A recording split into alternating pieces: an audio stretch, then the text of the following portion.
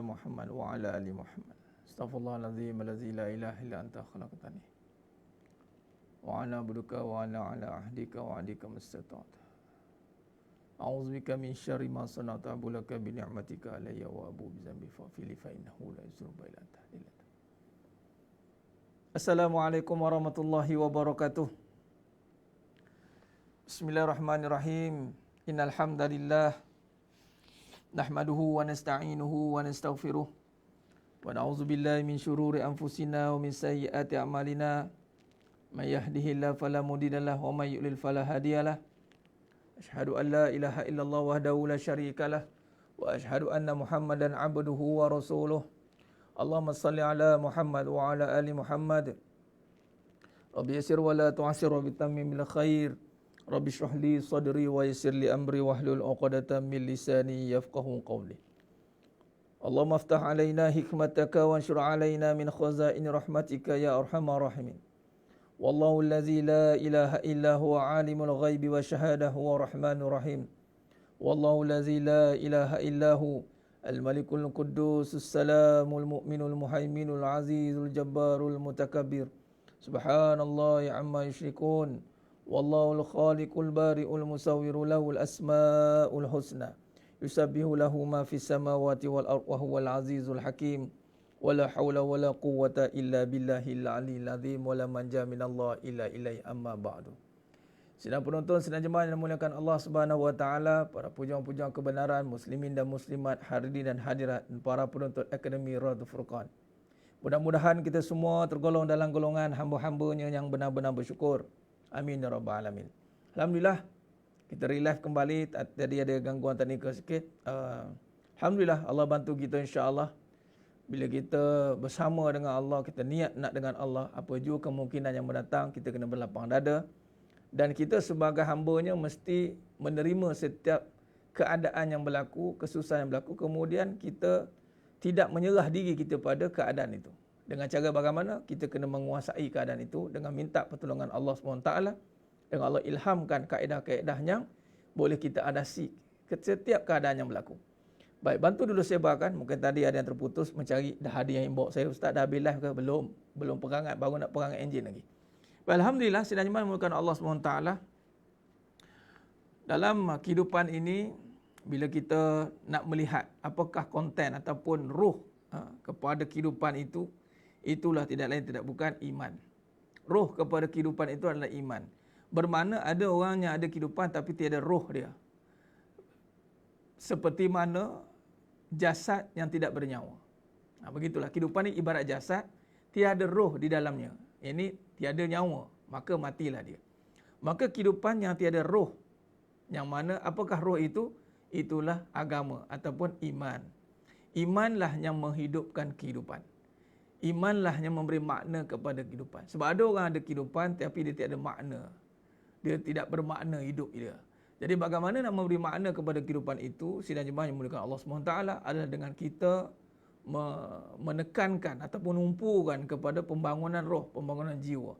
Jadi roh tunjang, akar umbi kepada kehidupan itu adalah iman, kepercayaan.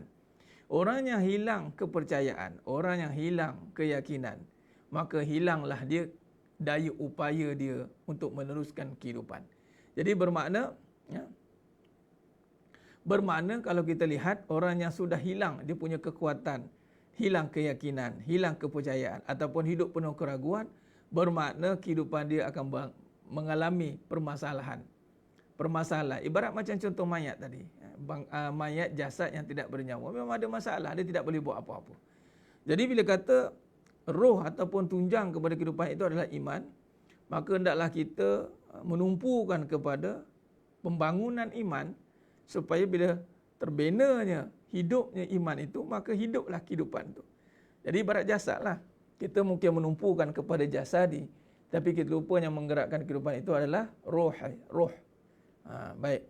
Jadi roh pula kepada iman itu ataupun isi kepada iman itu, bagaimana kita nak menjaga iman? Itulah dengan menjaga lisan. Itu dia ada kait mengait. Apabila kita menumpukan hendak menjaga lisan, bermakna dia sedang nak menjaga iman dia. Dalam satu hadis Nabi SAW, min husni islamil mar'i tarkuhu ma la ya'ni. Di antara tanda baiknya agama ataupun Islam seseorang itu adalah ia meninggalkan sesuatu yang tidak bermanfaat bagi dia.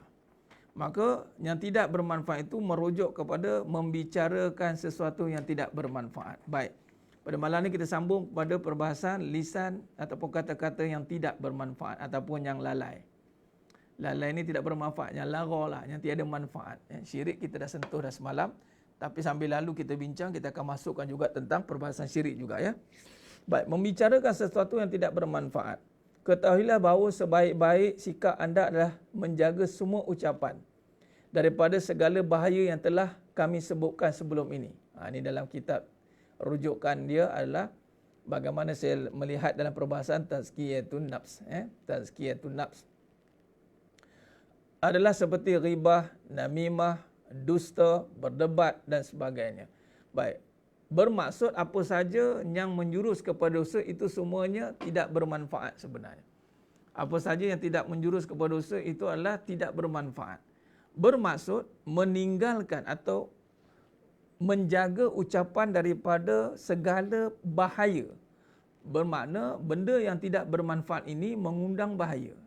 Kemarin kita dah sentuh, semalam pun kita sentuh syirik, itu terus bahaya.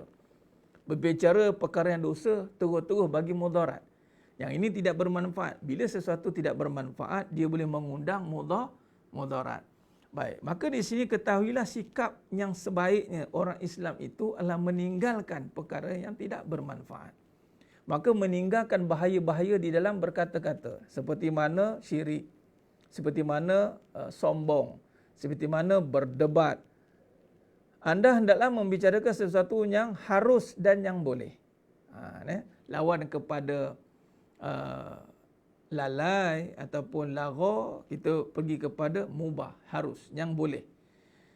Yang mana maksud harus atau yang boleh ini adalah yang tidak ada mudaratnya terhadap diri dan juga terhadap orang lain. Jika anda mengatakan sesuatu yang tidak perlu, maka sesungguhnya anda telah mensia-siakan waktu dan membuat catatan terhadap apa yang dilakukan oleh lidah dan serta mengganti sesuatu yang baik dengan sesuatu yang lebih rendah. Baik. Bila kata bermanfaat ini tidak bermanfaat atau berkata yang sia-sia, itu daripada mempunyai makam yang baik, dia jatuh pada makam yang rendah. Bila rendah, dia mudah untuk jadi kepada yang membinasakan. Maka sesungguhnya apabila kita berkata-kata dengan sesuatu yang tidak ada manfaat, anda telah mensia-siakan waktu. Nampak? Bila bercakap benda yang tidak ada manfaat, kita telah membuang masa. Sebab tu jangan terkejut kalau ada yang di kalangan yang mula dah mendalami agama, dia mula diam, dia tak banyak cakap sebenarnya. Dia bercakap dengan perkara-perkara yang bermanfaat bagi diri dia dan bagi orang lain. Maka sesungguhnya anda telah mensia-siakan waktu dan membuat catatan terhadap apa yang dilakukan oleh lidah, serta mengganti sesuatu yang baik dengan sesuatu lebih rendah, iaitu dosa. Seandainya anda menggunakan waktu itu untuk berfikir, barangkali akan terbuka pintu rahmat Allah SWT terhadap sesuatu lebih besar manfaatnya. Contoh, masa yang Allah bagikan berfikir tentang kebesaran Allah, lalu zahirlah dikatakan di sini bertahlil. Ini la ilaha illallah, bertasbih, subhanallah, berzikir. Berzikir ni mengingati, menyebut dan melaksanakan suruhan Allah. Nescaya itu lebih baik bagi anda. Betapa banyak kalimah zikir yang boleh membina rumah di syurga. Barang siapa yang mampu mendapatkan harta yang terpendam lalu dia menggantikannya dengan segumpal tanah yang tidak berguna, maka sesungguhnya dia jelas menjadi orang yang paling rugi. Maka di sini barang siapa yang mampu mendapatkan harta yang terpendam lalu dia menggantikannya dengan segumpal tanah yang tidak berguna. Ini maksudnya harta yang terpendam ni, ini pahala. Bicara-bicara yang sepatutnya mengundang pahala. Tetapi kita gantikan dengan harta tanah yang tidak berguna. Dunia ni tuan-tuan, kalau tiadalah padanya itu manfaat, maka tiada guna sebenarnya. Apa itu manfaat? Yang membuahkan hasil pahala dan menyelamatkan kita daripada api neraka. Maka sesungguhnya dia jelas menjadi orang yang paling rugi. Ini adalah perumpamaan orang yang meninggalkan zikir kepada Allah SWT, lalu menyibukkan diri dengan sesuatu yang mubah, yang tidak bermanfaat. Sesungguhnya dia walaupun tidak berdosa, tapi tetap rugi kerana telah kehilangan keuntungan besar yang diperolehi dari zikir kepada Allah SWT. Khair. Baik, dalam perbincangan kita malam ini, semalam atau kemarin kita dah tekankan terus kata-kata yang mengundang dosa. Kata-kata yang mengundang dosa terus, yakni syirik. Kata-kata yang membawa kepada kemurkaan Allah Ta'ala.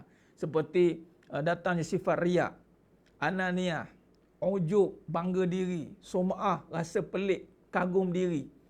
Rasa orang lain tak hebat, aku je hebat, tu sum'ah. Kemudian dengan takaburnya, dengan kata-kata yang tidak selari dengan akidah yang benar. Itu dosa dan memang rosak. Baik, ada satu lagi keadaan dia panggil lara. Perkara yang sia-sia, yang tidak bermanfaat. Baik, kata ulama Dr. Syed Awar, saya rujukan Dr. Syed Awar dalam kitab Tazkiyatun Nafs, ya, mengatakan bahawa walaupun perkara itu tidak mengundang dosa, maksudnya kata-kata itu kata-kata yang tidak berdosa tetapi merugikan kita. Bermakna dia kehilangan keuntungan. Mana rugi? Bila rugi, bimbang-bimbang, tiada keuntungan, kerugian. Berkata-kata benda yang mubah ni maksudnya yang harus saja. Dia buat benda yang tiada pahala. Ni harus. Bercakap benda-benda yang ya mungkin cerita-cerita hal-hal cerita tentang keadaan semasa je, cerita-cerita benda yang tiada kaitan dengan zikrullah. Ini rugi. Sebab tu sidang jemaah Allah Ta'ala, bila kita dah kena pasti dosa, kemudian kita dah kena pasti pahala, kita kena pasti pula benda-benda yang sia-sia. Kata-kata yang sia-sia, kata-kata yang tidak mendatangkan ta'zim kepada Allah. Kata-kata yang tidak membawa kita semakin dekat dengan nak mengingati Allah Subhanahu Wa Ta'ala. Baik, sebab itu kalau kita lihat, menyibukkan diri kepada sesuatu yang harus sehingga dia meninggalkan sesuatu yang wajib dan tuntutan. Yang ini contoh, Allah bagi lisan, lidah ni tujuan satu untuk berzikir kepada Allah. Tasbih, memuja-muji Allah SWT. Wallahul khaliqul bari'ul musawwiru lahul asma'ul husna yusabbihu lahu ma fis samawati wal ard. Yusabbihu lahu ma fis samawati wal ard. Nampak tidak? Sebenarnya seluruh makhluk yang ada ni di langit dan di bumi itu tasbih, memuji, menyucikan Allah. Subhanallah, subhanallah. Ketika malaikat bertanya kepada Allah dalam ketika Allah berfirman menyatakan nak jadikan manusia. Lalu malaikat pun berkata, qalu ataj'alu fiha may yufsidu fiha wa yasfiku dima wa nahnu nusabbihu bihamdik. Nahnu, kami ni, tak cukupkah kami nahnu nusabbih, kami bertasbih. Mana malaikat ni tuan-tuan semua bertasbih kepada Allah. Binatang, tadi surah Al-Hasr, binatang semua bertasbih kepada Allah. Cuma manusia ni saja, adakah kita bertasbih atau tidak? Itu saja. Jadi kalau kita tidak bertasbih kepada Allah, dalam arti kata membawa perbahasan kata-kata yang membawa ingat, insaf, sedar diri tentang siapa diri kita, maka ini akan menyebabkan kita satu kerugian yang besar.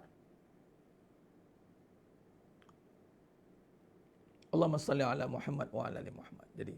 Jadi tuan-tuan sedang jemaah Allah Ta'ala, tengok sekarang trend sekarang. Kita ni cakap benda yang tak ada kaitan kita pun kita bercakap. Bukan bidang kita pun kita bercakap. Apatah lagi hal orang mengumpat, itu lagi jauh. Mengumpat, mengutuk, mengeji, fitnah. Ini trend sekarang ni.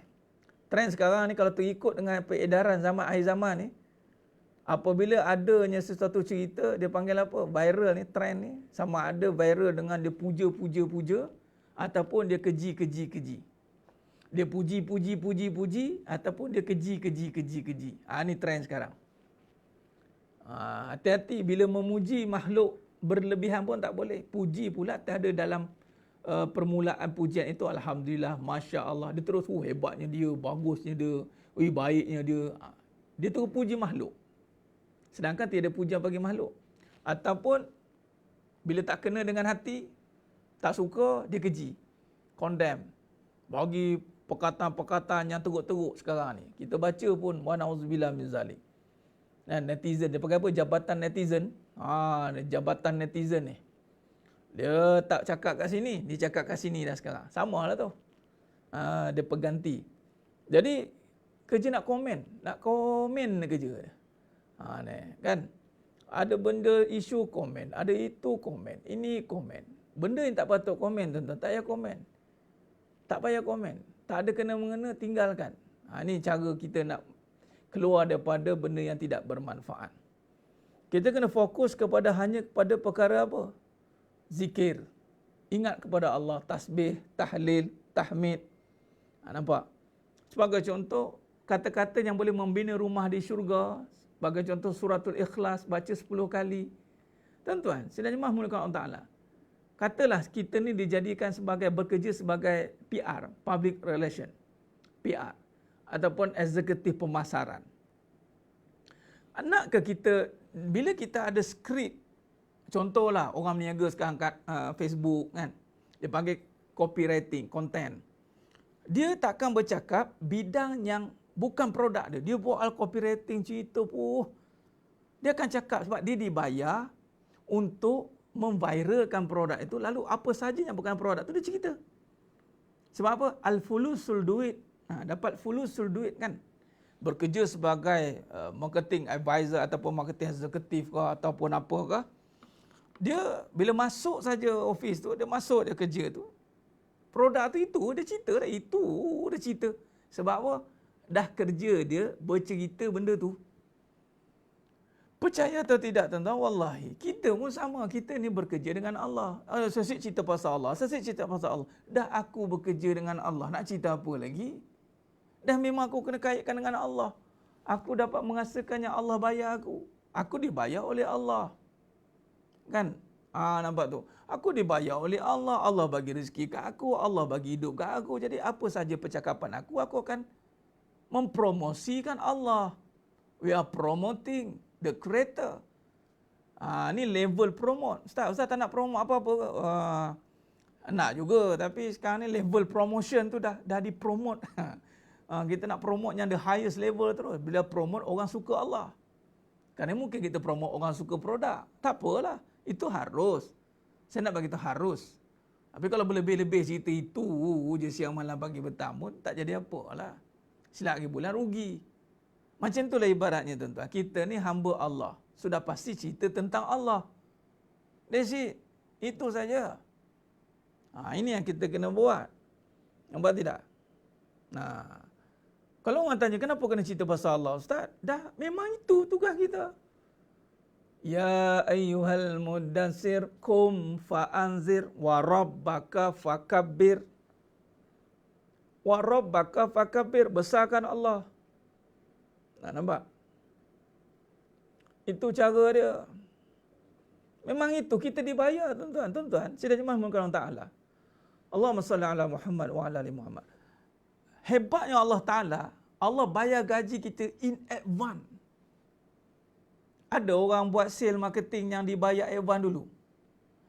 Based on sales marketing apa ke jualan baru deduct. Baru bagi balik ujung bulan atau apa. Allah SWT bagi dulu. Apa dia? Bagi hidup. Bagi mulut. Bagi mata. Bagi semua. Bagi nikmat. Bagi sedap. Dah tu. Itu bukan bayaran. Nampak tidak? Kita dah dapat nikmat dulu. Kemudian, dah dapat nikmat, tak geti-geti lagi. Macam itulah, masuk free, makan free, apa free, takkan tak geti-geti. Pujilah tuan rumah. Pujilah ni dah, puji diri. Itu dah pergi pada yang haram. Puji diri. Ananiah pula keakuan. Nak puji Allah tu, rasa macam ada batu dalam mulut tu. Kan? Rasa macam satu kepelikan bin ajaib kalau nak puji Allah ni. Rasa macam dah, macam nak mati lah pula rasa ni. Kau sihat ke nak puji Allah? Nampak tak air zaman ni? Dia dah jadi anak murid, hakikat kehidupan. Biasalah tu, Allah-Allah je. Dia dah tak ada lah. Dia tak payah borak lah dengan dia. Allah-Allah belaka. Sikit-sikit Allah, sikit-sikit Allah katanya. Oh beli. Cakap Alif, memanglah. Bila sikit-sikit Allah. Sebab apa? Semuanya Allah yang bayar kat aku.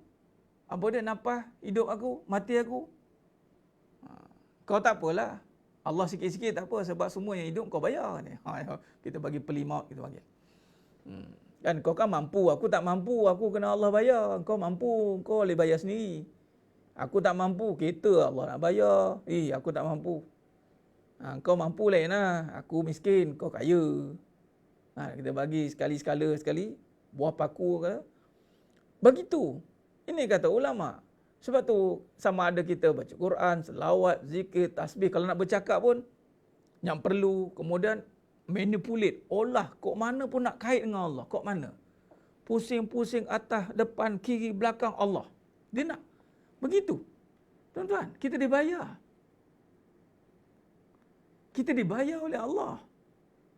Tak rasa kita dibayar oleh Allah dan kita kena buat kerja memuji Allah? Nah, begitu tuan-tuan. Kita dibayar oleh Allah. Dan tugas kita puji Allah sebab in advance dah bayar. Dah ambil nikmat. Kalau tak nak puji Allah, jangan ambil nikmat Allah.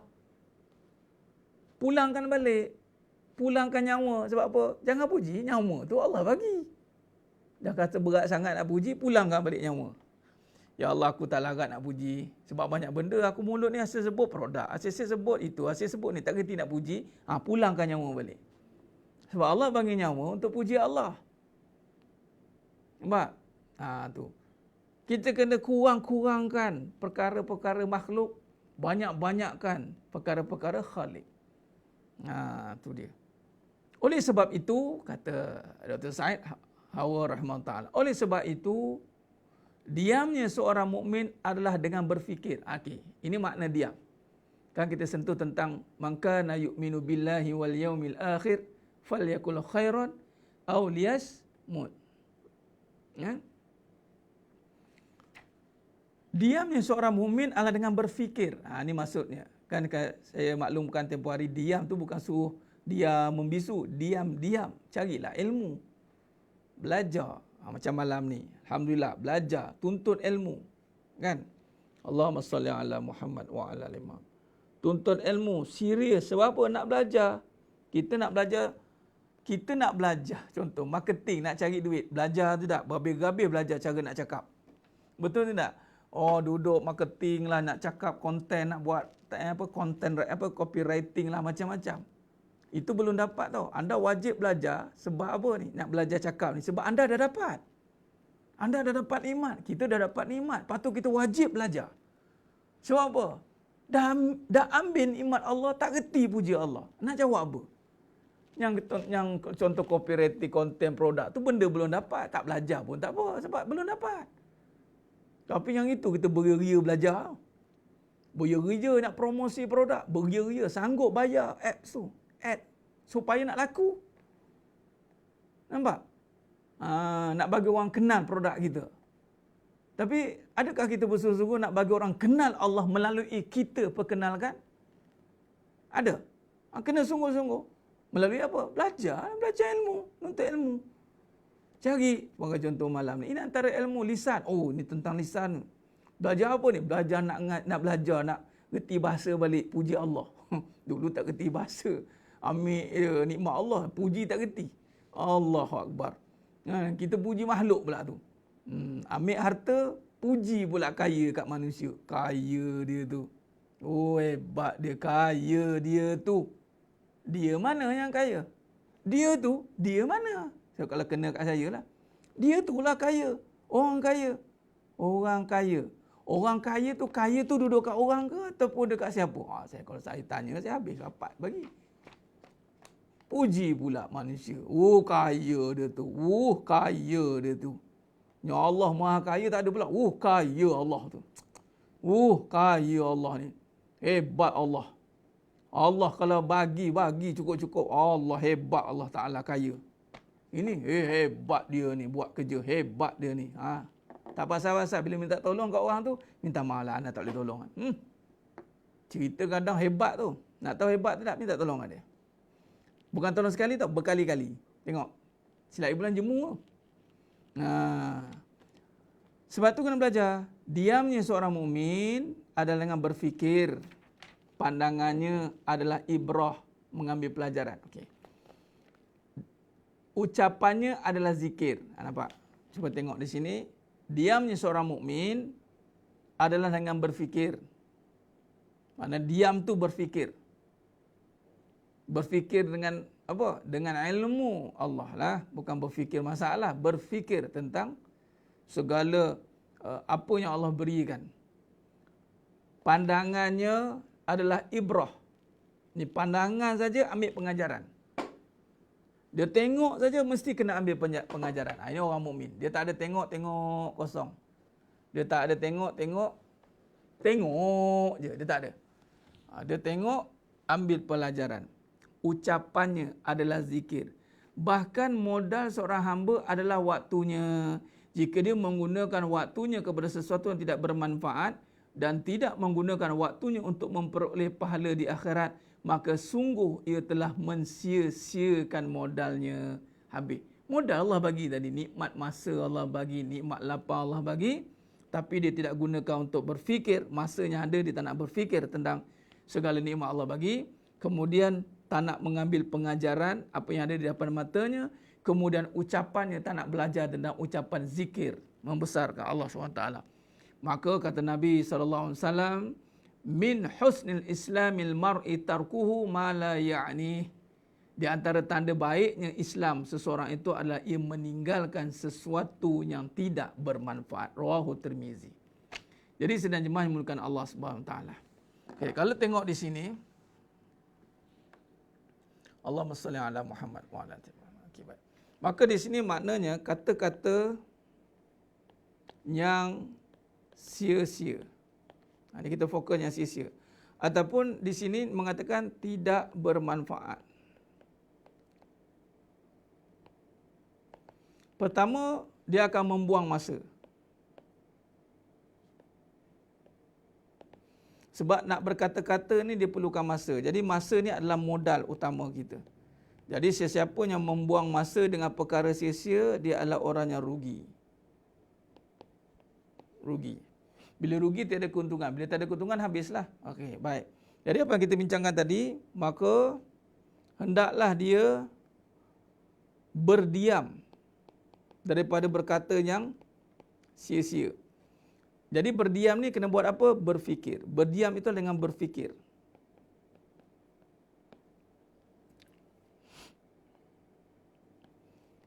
Melihat ataupun pandangan, mengambil ibrah. Mengambil pengajaran.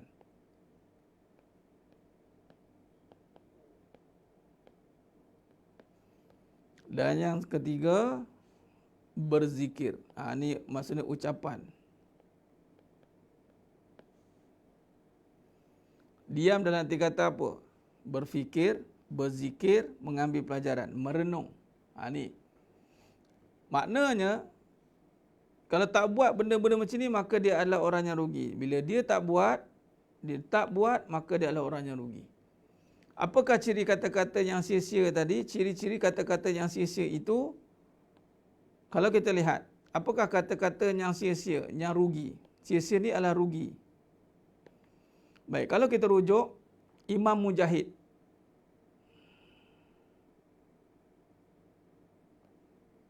Imam Mujahid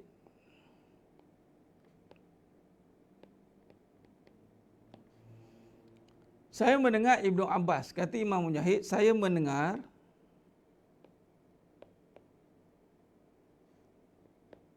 Ibnu Abbas radhiyallahu an berkata ada 7 perkara. Dia buat satu simpulan, ada 7 perkara yang lebih aku sukai daripada dirham yang diwakafkan. 7 perkara yang lebih aku sukai daripada dirham yang diwakafkan. Maknanya kalau wakaf ni besarlah ganjaran, sedekah kan. Bercabang 7, bercabang 10, bercabang 700, tu gandaan. Tapi kata Ibnu Abbas radhiyallahu anhu, katanya Imam Mujahid mufassirin besar ni, 7 perkara yang mana merumuskan untuk keluar daripada perkara sia-sia ni. Apa dia? Baik, pertama, Jangan mengatakan sesuatu yang tidak bermanfaat. Okey, yang pertama yang kita bahaskan tadi, jangan mengatakan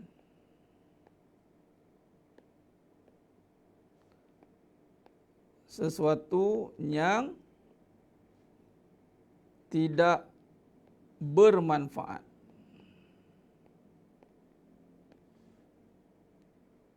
Sebab itu adalah sia-sia dan kau tidak akan aman dari dosa. Jangan mengatakan sesuatu yang tidak bermanfaat. Bukan kata benda yang syirik dah. Ini maksudnya sesuatu perkara yang tidak mendatangkan keluar daripada jalan apa? Zikir, tasbih, tahmid, tahlil. Ini yang manfaat. Keluar daripada ini tidak bermanfaat. Allahu Akbar. Jadi Ustaz nak bercakap apa? Kawal kata-kata menyusun dengan perkara yang harus. Boleh? Yang haruslah. Tapi berlebihan yang harus dia akan jadi lalai. Kalau berlebihan yang harus dia akan bertukar jadi lalai. Dia yang sekadarnya. Itu sekadar. Maknanya biarlah yang harus itu mestilah ada kaitan dengan itu dah tadi zikir. Dia mesti nak kaitkan dengan Allah SWT. Yang tak ada manfaat, yang tak ada pahala, dia diam. Dia banyak diam, dia ambil berfikir, dia merenung, dia berselawat ke, dia ganti dengan perkara-perkara yang tiada manfaat. Tak ada manfaat, tak ada apa manfaat, tak ada kepentingan, diam je lah. Apatah lagi nak mengumpat, memfitnah, mengkeji, mengadu domba, itu lagilah dijauhkan. Nampak? Okey. Allahumma salli ala Muhammad wa ala ali Muhammad. Khair. Jadi tahlil ini bukan tahlil. Tahlil ni la ilaha illallah. Bukan kena tunggu ada majlis baca Yasin. Tahlil lah, tahlil. Kita ni faham tahlil baca Yasin. Tahlil mana baca Yasin? Tahlil lah. Baca Yasin doa selamat. Biasa digabungkan. Biasa kalau tahlil arwah, tahlil lah. Tahlil tu yang utama, afdal zikru fa'lam annahu la ilaha illallah. Duduk je, la ilaha illallah, la ilaha illallah, la ilaha illallah, la ilaha illallah, la ilaha illallah. Masalah. Atau nak borak sikit, borak lah kejap dengan kawan. Apa khabar, sihat, tanya manfaat, tanya tentang cerita benda yang bermanfaat, yang boleh memberikan kebaikan kepada orang lain. Cerita nak betulkan apa perkembangan apa-apa sesuatu perkara untuk dibincangkan. Poin dia memberi kebaikan. Tiada kebaikan, tak ada manfaat. Itu saja. Buat-buat kosong. Orang kata, jom kita sembang-sembang kosong. Tak ada kosong-kosong, kena berisi. Kita nak bincang tentang apa, nak borak apa. Kita bincanglah isu semasa, fikir tentang masalah umat.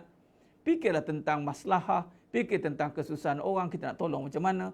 Kita fikirkan tentang manfaat, apa kita kena buat lagi ini. Nampak tidak? Jangan fikir benda macam diri. Aku nak apa tu tak manfaat, malah merosakkan. Sebagai contoh kan, pagi tadi ada perbincangan berkenaan dengan ada seorang ni lah.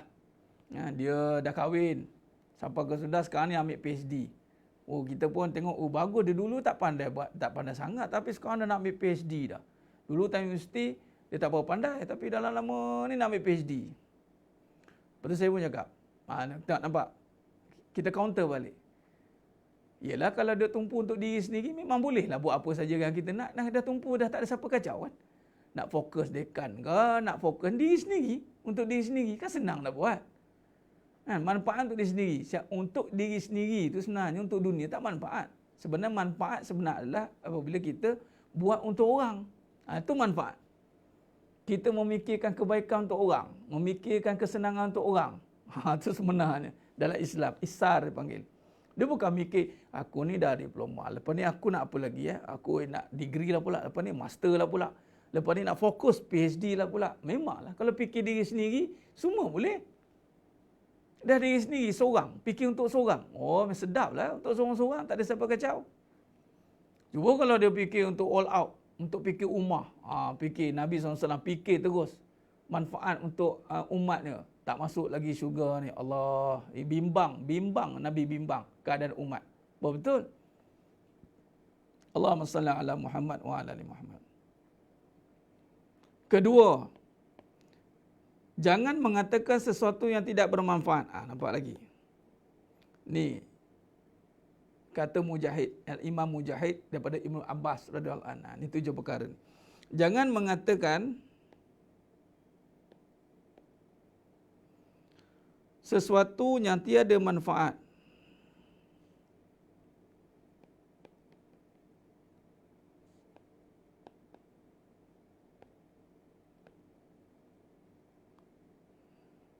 Sampai ni ada tip dia. Sampai engkau menemui tempatnya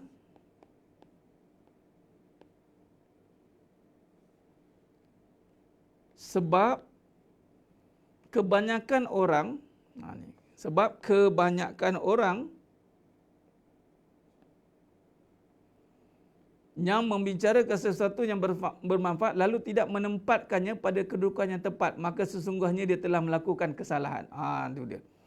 Jangan mengatakan, poin yang nombor 2 ni, jangan mengatakan sesuatu yang tidak bermanfaat sampai engkau menemui tempatnya.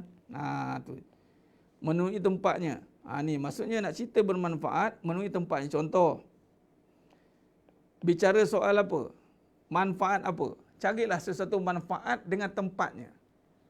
Sekarang ni tengah bincang tentang apa? Contoh tengah kuliah.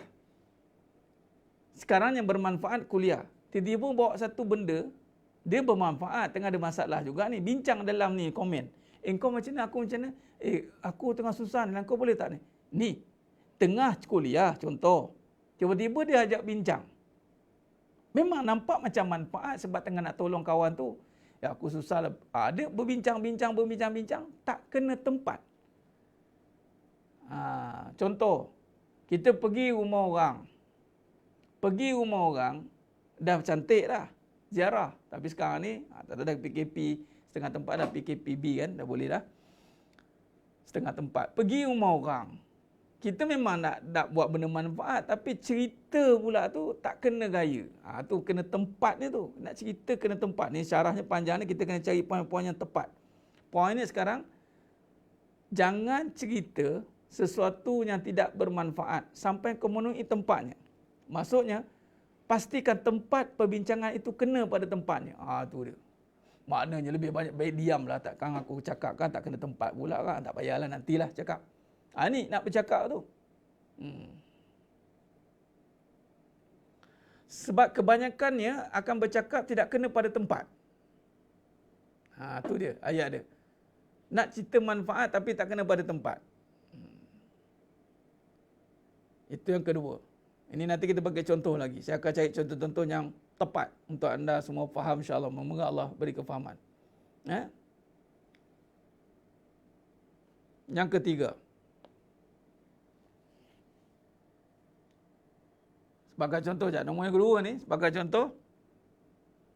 Okey, baik. Sekarang ni, manfaat. Okey.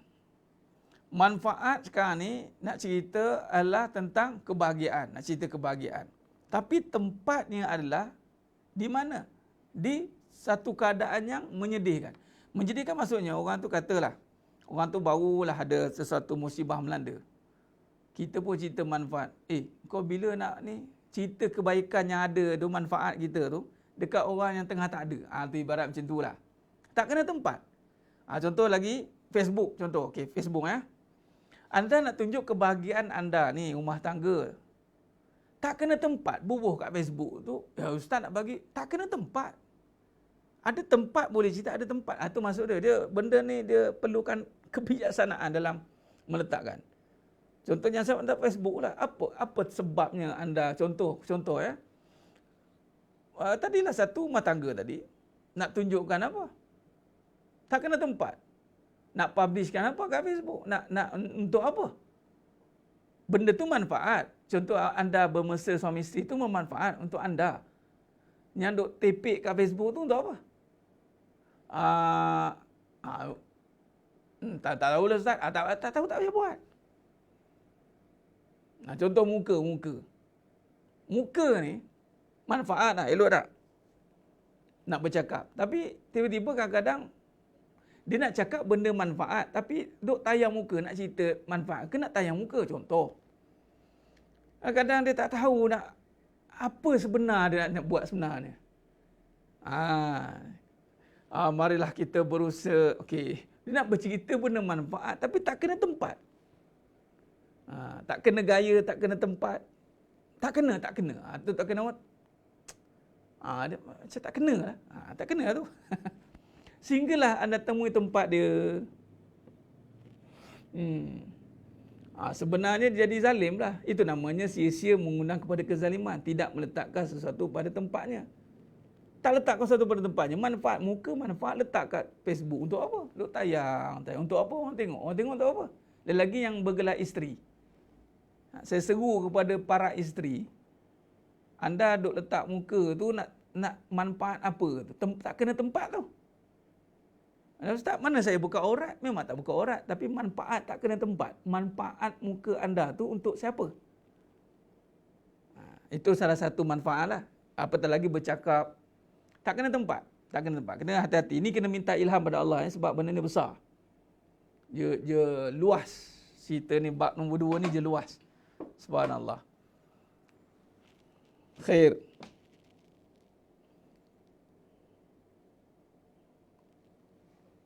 Ini banyak berlaku, tuan-tuan.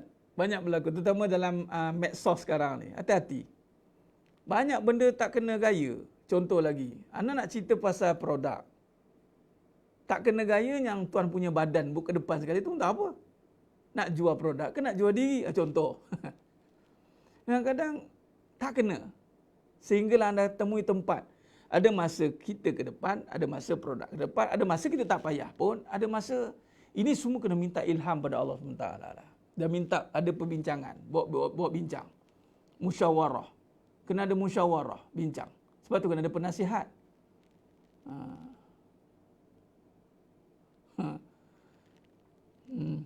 Allah Akbar. Kan? Kalau kita renung balik, kehalusan ni sia-sia. Kita sia-sia. Contoh, jangan mengatakan sesuatu tidak bermanfaat. Menceritakan tentang apa? Katalah saya nak sambut anniversary lah contohnya. Anniversary saya, contohkan cerita. Berjela-jela nak cerita tu. Memang bermanfaat. Tapi untuk siapa dipublishkan? Untuk siapa? Tak kena tempat. Contoh, suami nak cerita pasal isteri. Berjela-jela nak cerita pasal isteri. Tak kena tempat. Awak tak payah jela-jela buat ni, cakap depan-depan kat isteri dah habis cerita. Lepas tu simpan. Dah. Patutnya suami, anak lelaki cerita pasal mak. Tu kena tempat. Sebab semua orang ada mak. Dan tak ada apa-apa pun yang membuatkan pada perbezaan, perbandingan. Bila orang ada mak ni, kita akan lebih natural. Kita nampak, semua orang nak hargai mak balik. Kalau isteri ni, tak semua orang boleh dapat seperti apa tu. Seperti yang macam tu. Kan? Tu hati-hati. Maksudnya, jangan mengatakan sesuatu yang tidak bermanfaat sampai memenuhi tempatnya. Tu kena faham tu. Mendalam maksudnya ni. Baik, jadi sedang memerlukan Allah SWT. Hati-hati. Copywriting, hati-hati copywriting. Siapa yang suka buat copywriting, hati-hati. Jangan cakap benda manfaat, tak kena tempat. Lagi jap, ilham. Okey, baik. Contoh macam produk lagi. Anda nak berdakwah, pada sama ada produk. Kadang-kadang cerita dakwah tak kena tempat sebab pada produk. Tu faham tak maksud dia? Anda nak dakwah ke nak produk? Mana satu kadang-kadang tu? Jadi Ustaz nak dua-dua sekali. Cari tempat yang sesuai. Sehinggalah nanti datang peluang untuk mungkinlah nak berniaga. Betul lah nak berniaga. Tapi kadang manfaat tu tak kena tempat. Tu pun satu contoh. Hati-hati. Sebab tu, jangan cerita manfaat ni, pada produk dia taklah seperti apa yang manfaat tadi cakap. Tak kena tempat. Lain sekali, dia nak berdakwah kebaikan. Tapi, produk ni untuk apa ni sebenarnya ni? Ni. Ataupun nak cerita produk sajalah. Contoh. Habis tak manfaat, bila manfaat cerita yang betul lah. Ceritalah kebaikan. Kita bimbang macam ni. Kebaikan tadi tak teli dengan apa yang nak di-pairingkan tu. Itu maksud dia. Ya? Hati-hati. Tu susahlah ustaz. Memanglah dosa pahala, memanglah susah. Kalau senang, itu bukan dosa pahala. Itu suka-suka. Allahumma salli ala Muhammad wa ala ali Muhammad. Khair. Biar kena pada tempat lah. Itu ayat dia. Baik, yang ketiga, jangan berdebat. Okey. Jangan berdebat. Dengan, ni ayat. Dengan orang pintar. Tu dia. Orang pintar atau orang bodoh. Dua-dua sekali tak boleh. Ini kata Ibnu Abbas radhiyallahu an. Okey. Sebab apa? Sebab orang pintar akan membencimu, orang bodoh akan menyakitimu. Ini daripada Imam Mujahid. Kita ambil kalam Ibnu Abbas, sahabat Nabi SAW. Dia tujuh perkara yang disukainya. Yang ni tak nak berdebat. Dengan orang pintar pun, kalau silap bulan, dia akan benci kita. Kalau dia tak ikhlas berdebat. Lepas tu berdebat ni, kalau boleh elakkan. Berbincang lain, berdebat ni hujah. Lalu sekali terasa hati kawan tu macam, kita tak tahu keadaan dia bagaimana. Atau kita bagaimana. Jadi orang pintar akan sakit hati. Akan membencimu. Bagi contohlah, pernah saya satu ketika kan, bukanlah berdebat, kita bercerita je, tak ingin berdebat pun. Lalu sekali, dia macam marah kan, orang pintar tu. Lalu sekali, yalah. Kalau orang bodoh, janganlah, dia akan menyakitimu. Itu orang pintar akan membencimu, orang bodoh akan menyakitimu. Jangan berdebat, ayat dia jangan berdebat, sia-sia. Ustaz, saya nak berdebat dengan isteri saya, Ustaz. Tengok dulu isteri tu pintar ke bodoh. Kalau dua-dua pesen, tak payahlah berdebat. Suruh je. Bagi ni. Jangan berhujah. Kalau boleh sekiranya ada hujah yang tepat, tak apa ni berdebat. Kalau isteri tu tak cerdik, bodoh, dia akan menyakiti lah. Dia condemn ya. Kalau isteri tu cerdik, pintar, dia akan membenci. Berdebat, orang berdebat ni menunjukkan perkara yang dia tak puas hati lah. Tak puas hati. Kata kunci, jangan berdebat. Memang Nabi pun kata, jauhi perdebatan.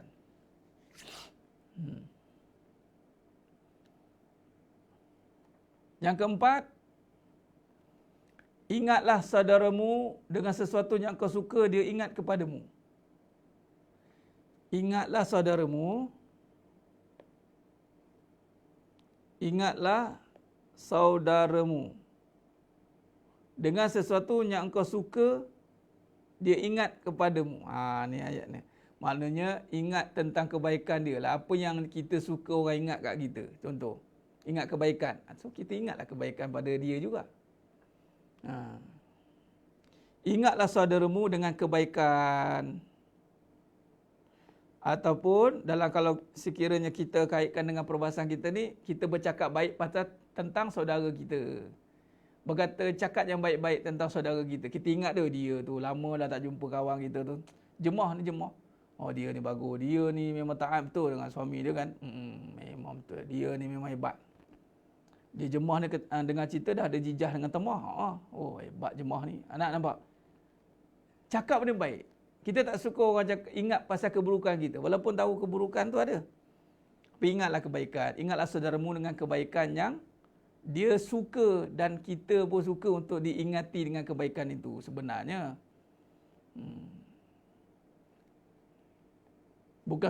Bukan kita suruh saudara ingat kebaikan kita. Itu dah keakuan. Ini dia sendiri yang nak ingat.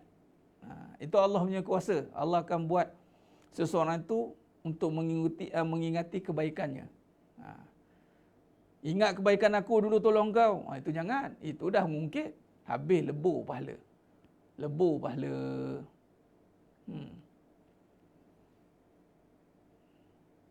Dalam jemaah ni pun sama. Ingat mengingati sesama jemaah dengan ingat kebaikan yang ada.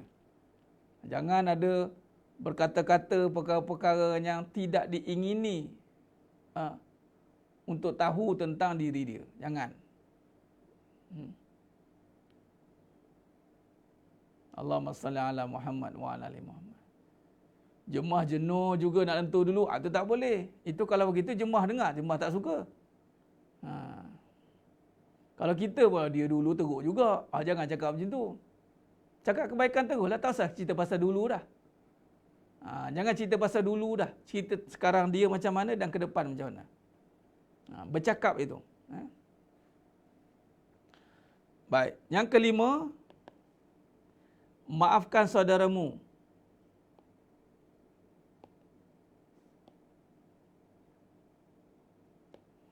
Maafkan saudaramu dengan sesuatu yang kau suka dia perlakukannya padamu. Maafkan saudaramu dengan sesuatu yang kau suka dia memaafkanmu.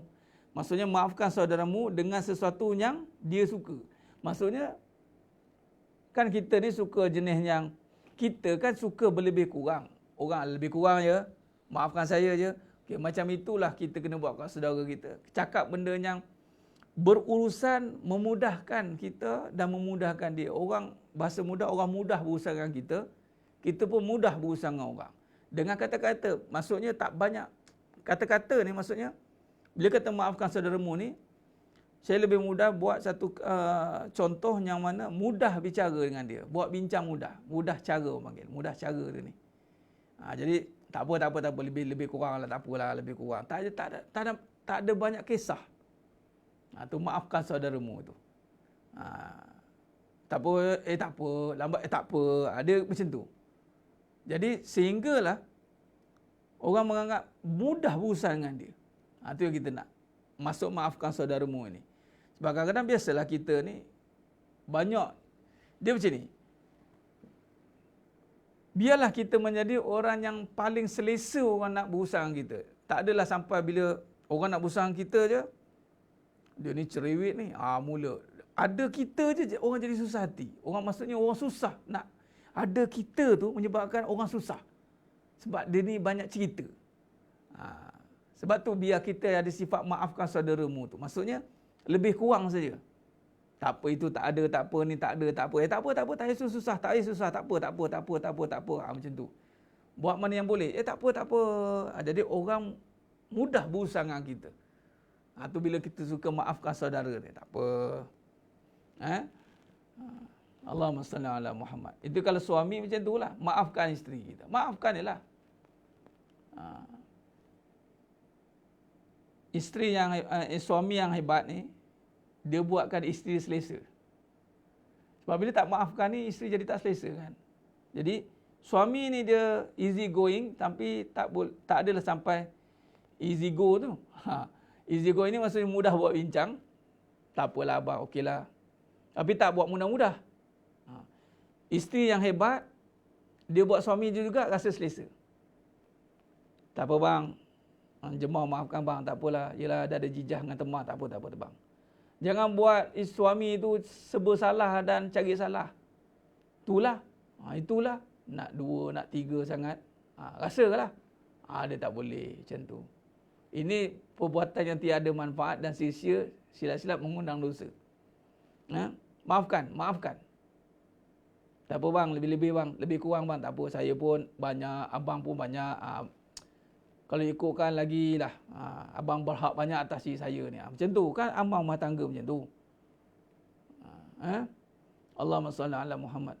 Kalau pekerja macam mana ustaz? Pekerja tu, dia macam ni lah. Bila kita mengikat nanti terikat. Pekerja ni sama juga. Dia ni manusia bukan robot. Anda nak buat SOP, buatlah. Tapi kalau sekiranya anda ni mampu berlapang dada dengan setiap kekurangan itu, anda tidak akan kurang. Sebab pekerja ni kita punya orientasi duit, itu je. Setiap kesilapan, kekurangan pekerja, efeknya duit, itu je. Prestasi tak bagus, nanti income terganggu. Itulah. Tapi kalau sekiranya anda nak mendidik pekerja supaya bila bekerja dengan anda, dia berubah jadi lebih bagus, itu lebih baik. Sampailah pekerja tu sendiri letak jawatan, berhenti. Oh, letih aku kerja dengan dia ni. Okey saja. Aku tak tahu. Okey, saya berhenti. Pun boleh juga.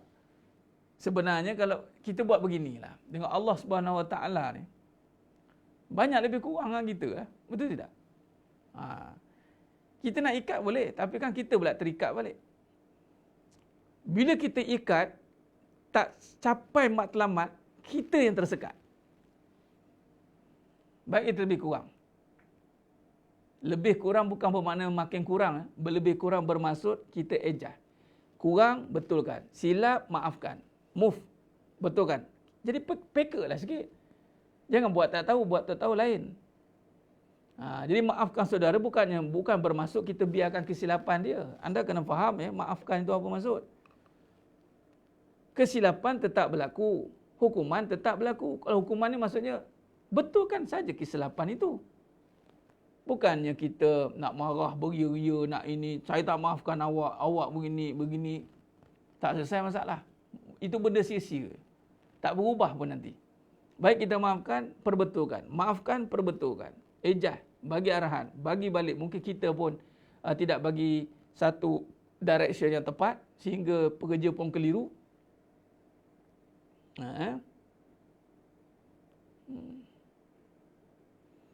Kita dah maafkan orang, hati kita masih lagi terasa terkesan. Maksudnya kita belum maafkan lah tu. Maafkan itu sehingga kita tiada lagi istilah ni simpan. Tak ada. Maafkan, maaf lah. Tak adalah nak terkesan-terkesan lah. Maaf ni kerja hati. Bila maaf, maksudnya hati kita dah lapang.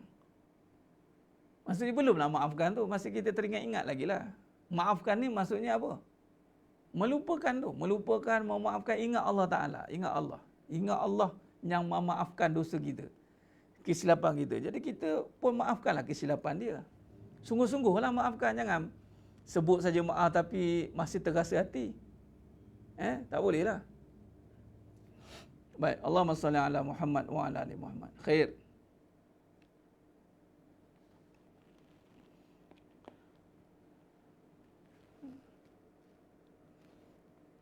Baik.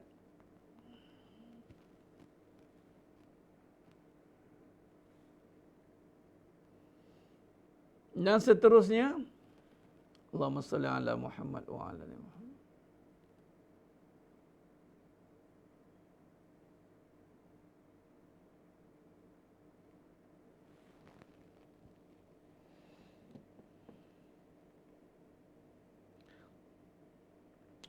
Yang seterusnya, ingat, maaf kerja hati. Maaf kerja hati, bukan akal. Hati ni sepenuh hati lah. Bila maaf dah tak adalah isu dah.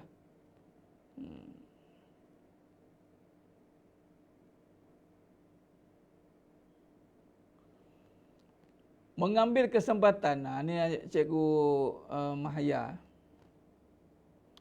Mengambil kesempatan. Orang mengambil kesempatan atas kita. Mengambil kesempatan atas kita. Ingat, orang yang berbuat baik. Saya nak bagi satu tip lah. Hidup ni, sebelum masuk yang ke-6, hidup ni, kita kena pastikan diri kita ini dipergunakan untuk kebaikan. Itu saja. Faham?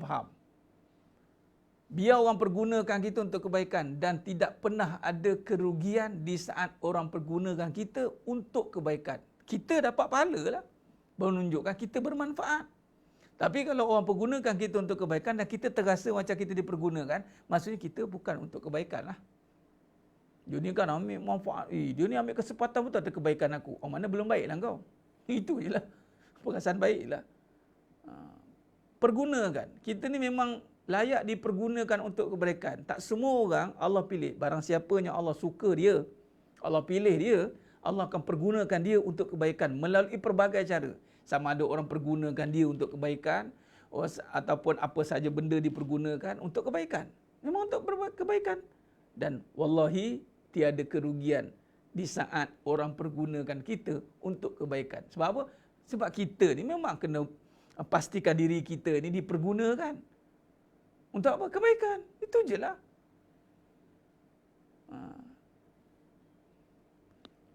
Macam contoh malam ni, memang saya dipergunakan lah ni. Dipergunakan. Dipergunakan ni Ustaz. Ya, okey, dipergunakan. Ustaz, dipergunakan maksudnya ada manfaat dia. Buat kebaikan ni tak ada orang ambil kesempatan lah. Carilah kesempatan untuk berbuat kebaikan. Kalau orang ambil kesempatan, maknanya banyak kesempatan kita tu. Itu maksud dia.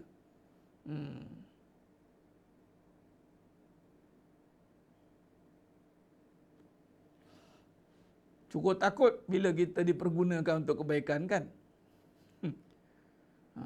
Yang paling bahaya kita tiada guna, tak boleh digunakan, tak ada guna langsung kita ni. Tu bahaya. Dia ni tak boleh pakai dah ni. Lagi pening. Baik, dia ni raja, kita suruh dia. Dia ni boleh ni, kita suruh dia. Yang kawan yang malas duduk relax kan. Yang dia ni rajin, asyik kena suruh dia kawan ni. Dia lah dapat pahala. Dipergunakan. Yang kawan tu menyuruh. Pahala menyuruh tak ada apa-apa. Sebab patut dia buat, dia suruh. Kalau katalah 5 orang adik-beradik, atau 6 orang adik-beradik, atau 10 orang adik-beradik, 2 orang ni rajin. Yang ada abang-abang bully, suruh adik-adik ni, kau buat. Rugilah abang-abang tu. Sebab kau suruh adik kau buat baik, adik tu dapat baik. Ingat, hati-hati. Yang jadi bahaya, tak guna suruh dia ni, kau boleh harap. Pening. Pening. Tak boleh harap dia ni. Pening. Jangan sampai kita ni tidak boleh diharap. Biarlah orang berharap kat kita. Betul. Tapi jangan pula kita duk menunjuk diri. Saya boleh buat semua. Saya boleh buat semua ya. Saya boleh. Itu dah saya pula tujuan diri. Kena faham. Ini kita tak ada apa-apa. Kita buat macam biasa. Tiba-tiba orang pergunakan kita. Orang nampak dia ni senang cara ni. Mai pinjam sikit. Nak ambil lah duit. Nak sikit. Okey lah. Siapa cakap, kau ni kan senang je buat baik kat orang. Senang buat baik kat orang. Habis tu takkan nak susah pula. Sebab memang buat baik ni memang kena permudahkan. Kena tak ada istilah. Sebab nampak pahala kan. Orang tu tipu tak tipu tu dia punya pasal. Kita buat kebaikan takkan pernah ditipu. Takkan pernah tertipu dengan kebaikan. Sebab kebaikan itulah yang paling pasti. Biarpun orang itu mengambil kesempatan atas penipuan itu. Kena faham tu. Allahumma salli ala Muhammad wa ala ali Muhammad. Okey, baik. Yang keenam, perlakukanlah saudaramu dengan sesuatu yang kau suka dia perlakukan kepadamu. Ni, perlakukan. Ni ayat tadilah saya dah cerita tentang manfaat tadi. Perlakukan saudaramu sebagaimana dengan sesuatu yang kau suka diperlakukan pada kamu. Perlakukan saudara kamu dengan sesuatu yang engkau suka dia memperlakukannya padamu.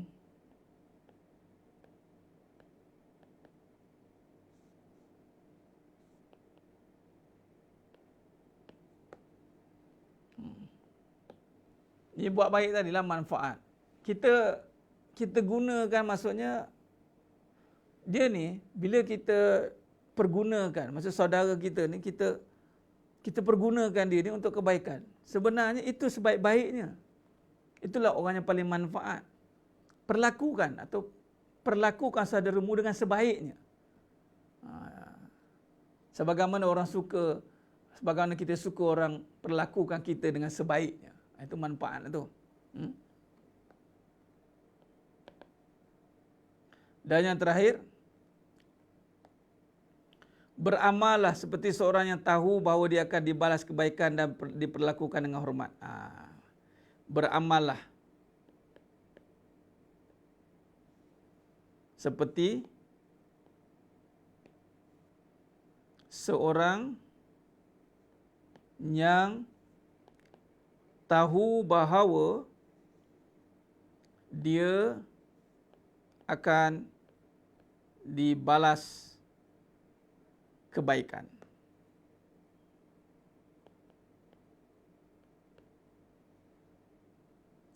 Dan diperlakukan dengan hormat.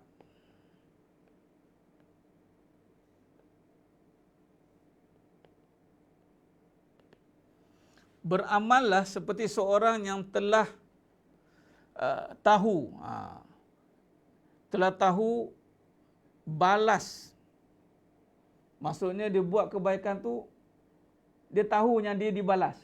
Beramallah. Maksudnya kat sini, saya pernah tekankan benda ni. Beramallah dengan yakin. Yang ketujuh ni.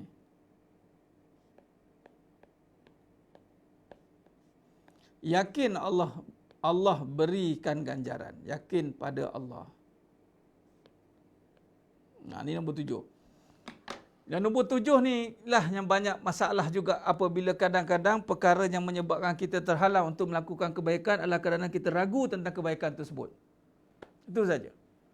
Sebab tu ada pepatah mengatakan bahawa berbuat baik ini berpada-padalah.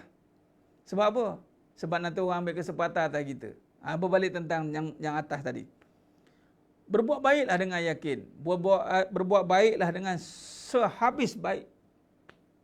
Sebab yakin setiap kebaikan itu ganjarannya tinggi di sisi pemilik kebaikan.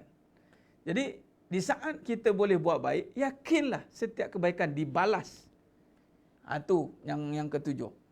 Maka di saat ini semua kata-kata yang bermanfaat. Ini kata-kata yang bermanfaat lah ni. Bermaksud, kita keluar daripada kata-kata yang sia-sia. Dengan kita menukarkan kepada yang disebut tadi, tidak bermanfaat kepada manfaat. Allahumma salli ala Muhammad wa ala ali Muhammad. Jangan kita teragak-agak nak beramal. Jangan kita teragak-agak untuk berbuat kebaikan. Jangan teragak-agak. Jangan tanya apa yang ya ke Ustaz. Jangan. Sebab setiap kebaikan itu Allah yang bayar. Tiada lagi manusia bayar. Berbuat baik dengan yakin. Yang ketujuh. Beramallah seperti seorang yang tahu bahawa dia akan dibalas kebaikan dan diperlakukan dengan hormat. Itu satu keyakinan. Baik. Jadi sedang jemaah dimulakan Allah SWT. Umar bin Khattab radhiyallahu an, kesimpulan. Kita sambung lagi. Umar bin Al-Khattab radhiyallahu an berkata, jangan lakukan sesuatu yang tidak bermanfaat bagimu. Hindari musuhmu. Hati-hati terhadap teman daripada suatu golongan kecuali orang yang dipercayai, dan tidak ada yang boleh dipercayai kecuali orang yang takut kepada Allah Subhanahu wa taala. Jangan berteman dengan orang jahat sehingga engkau belajar daripada kejahatannya. Jangan engkau dedahkan rahsiamu kepadanya dan bermuasyarahlah dengan orang yang takut kepada Allah dalam semua urusanmu. Jadi, ni daripada kata Umar Khattab pula. Umar Khattab radhiyallahu anhu kata, jangan melakukan sesuatu yang tidak bermanfaat. Bermaksud dengan kata-kata dan perbuatan. Hindari musuhmu. Jangan cari musuh. Hindari. Hati-hati terhadap teman. Hati-hati terhadap teman daripada suatu golongan. Kecuali yang takut kepada Allah. Orang tak takut Allah tak boleh percaya. Ini kata Sayyidina Umar Khattab radhiyallahu an. Yang takut Allah saja yang boleh dipercayai. Sebab dengan Allah pun tak takut, dengan kita lagilah diperlakukan macam-macam nanti. Itu dia. Jadi definisi daripada perkataan yang tidak bermanfaat adalah perkataan yang jika anda tidak mengatakan anda tidak berdosa. Jadi kesimpulannya adalah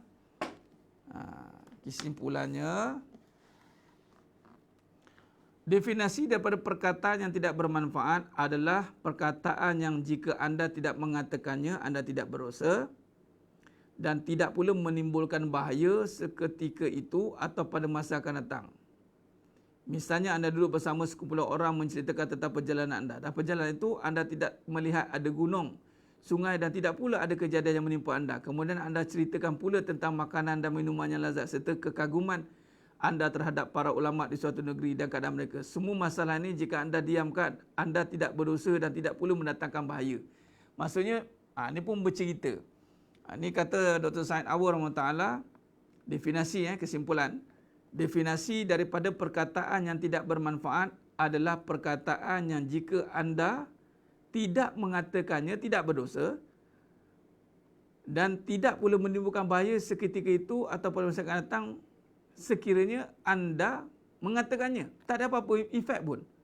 Contoh yang dicontohkan di sini, misalnya dalam satu perjalanan anda melihat gunung, anda melihat dalam satu perjalanan anda tidak melihat anda tidak melihat ada gunung, sungai dan tidak pula ada kejadian yang menimpa anda. Kemudian anda ceritakan pula tentang makanan yang lazat. Maksudnya bercerita tentang hal sesuatu perkara dalam perjalanan itu, tak cerita pun tak apa. Ni kadang-kadang begini. Kadang-kadang manfaat ni apa maksud dia? Kata-kata yang tidak bermanfaat, tak cakap. Kalau benda tu, bila anda tidak mengatakan tak jadi dosa, cakap pun tidak jadi apa-apa. Itu yang tak bermanfaat. Dia tinggalkan benda-benda macam tu. Kadang-kadang kita berceritakan panjang lebar kan. Dia macam ni ustaz. Sebenarnya dia tak cerita macam karangan cerita. Silap bulan dalam tu juga ada cerita tentang keburukan, buka aib. Itu bimbang. Lebih baik kita tinggalkan je daripada cerita-cerita yang perkara-perkara yang bagi kita tak ada manfaat pun. Tinggalkan.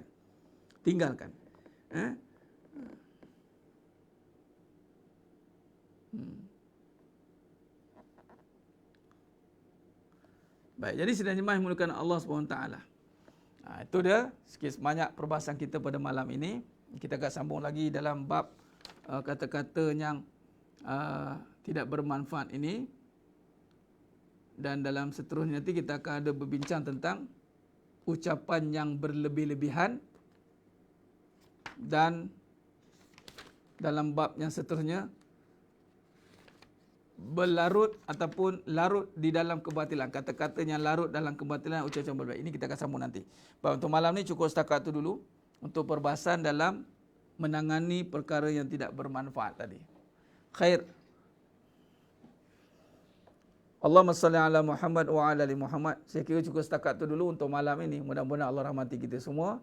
Allah bantu kita untuk faham apa yang kita bincangkan. Kesimpulan yang kita boleh bincangkan pada malam ini adalah kita telah sentuh bagaimana nak mengawal kata-kata yang tidak membawa kepada manfaat, iaitu perkara-perkara yang jauh daripada tahmid, tahlil, zikir, fikir tentang kebesaran Allah. Perkara-perkara ini kita hendaklah berusaha untuk jauhkan. Berkata-kata perkara yang tiada manfaat, yang tidak memberi apa-apa kesan pun kalau bercakap tu pun kita tinggalkan. Apatah lagi perkara-perkara yang berkata tentang dosa, syirik, riak, takbur, ghibah, mengumpat, menceca, menghina. Itu tidak boleh, itu langsung, itu berdosa terus. Ini kata-kata yang tiada manfaat. Ada lebih baik kita ubah kata-kata itu dengan zikir kepada Allah SWT, tahmid, tahlil, salawat kepada Nabi SAW, dan banyak lagi kata-kata yang kita boleh susun mengikut kepada ras ataupun undang-undang yang mana telah Allah nyatakan dalam Al-Quran itu. Katalah perkara yang baik-baik, insya-Allah. Baik, kita akan bincangkan lagi pada sesi akan datang. Mohon ampun, mohon maaf di atas segala kekurangan, terkasar kata, terkurang bicara. Hanya Allah Ta'ala sajalah yang menyempurnakan perbahasan kita pada malam, insya-Allah. Khair, aqulu qouli hadza wa astaghfirullah azim li wa lakum wa bila taufiq wal hidayah. Wassalamualaikum warahmatullahi wabarakatuh. Kita tangguh tasbih farah dan suratul As. Subhanakallahumma wa bihamdik, asyhadu an la ilaha illa anta astaghfiruka wa atubu ilaik. Bismillahirrahmanirrahim. Wal 'ashr. Innal insana lafi khusr illa allazina amanu wa 'amilus solihat wa tawassaw bil haqq wa tawassaw bis sabr. Wallahu a'lam bissawab. Takbir. Allahu akbar.